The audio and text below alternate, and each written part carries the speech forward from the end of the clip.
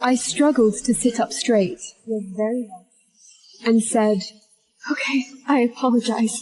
As Natalie approached me, I grabbed the water glass from the table, hurled it at her. Natalie didn't panic, but revealed a triumphant smile.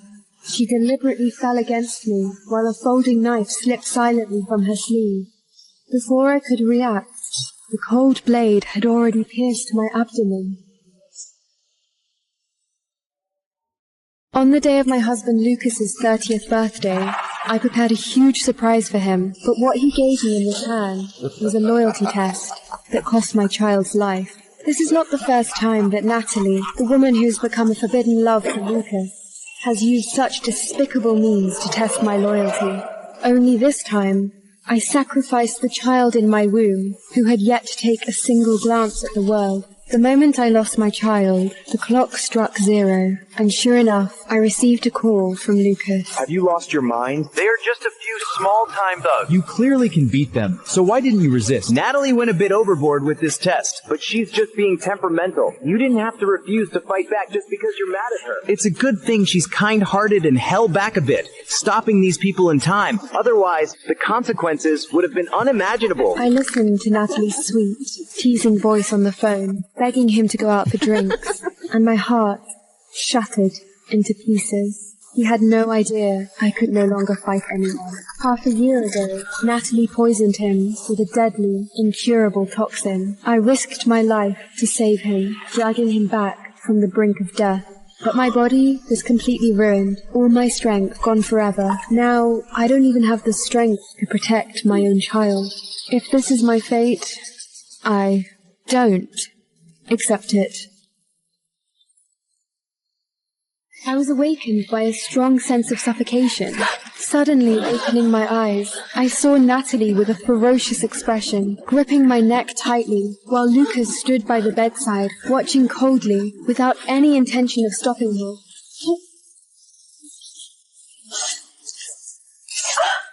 Lucas, look at her! I told you she was just faking being dizzy, and you didn't believe me. She even scratched me. Natalie flung herself into Lucas's arms, wailing and pretending to be a victim. Lucas lowered his head to carefully examine the faint red scratch mark on Natalie's hand. His face immediately darkened, and his eyes gathered storm clouds, completely ignoring me, who was curled up on the side. Elena, have you had enough? Even if you're throwing a fit, there should be a limit. You're just faking sick to get my attention, aren't you? I can ignore the text you sent. I can let the fake sickness go. But you not only fainted, you just scratched Natalie. Every word from Lucas was like a poisoned knife, piercing deeply into my heart. Not long ago, there was a fresh and beating little life inside, and now the father of that child was forcing me to apologize to the murderer who had killed his child. No need. Let's get a divorce. Enough. Stop joking around. My patience is limited. Apologize to Natalie immediately. Looking at the man I have loved for a full decade, I am utterly disappointed. I want revenge. Again with those words, apologize to Natalie. Ever since Natalie returned to the country, and sorry had become my daily bread. I remember when Natalie arranged for gang members to kidnap Lucas. To save him, I took 7 bullets. After we escaped, Lucas held my bloodied body, his eyes red with panic.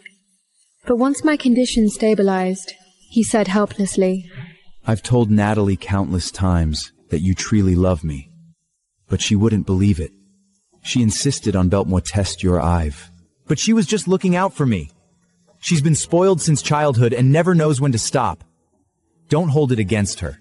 Also, Natalie faints at the sight of blood. Your blood scared her. Remember to apologize to her when you're discharged. Then there was the time Natalie staged a car accident that broke my leg and left me with 8 drunk men. I fought desperately with my broken leg, even breaking my nails in the struggle.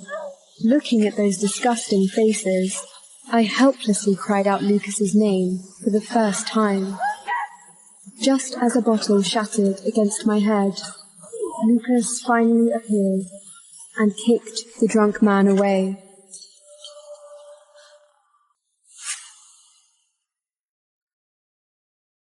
But not only was I left with a permanent leg disability that ached like ants gnawing at my bones every rainy day, I also developed severe PTSD, spending months in a mental haze.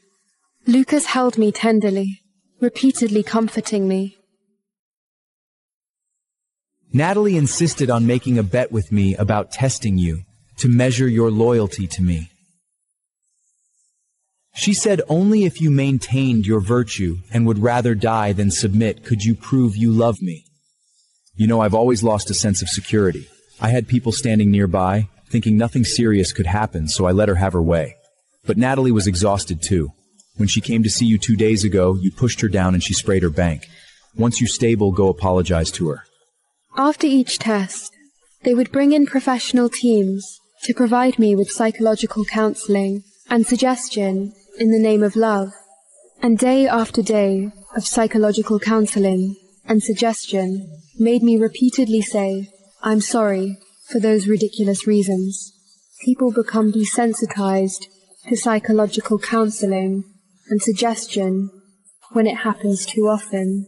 So this time, I wanted to try a different approach. Ever wonder what happens when the new girl stands up to the school's most powerful bullies? Chloe's fighting back.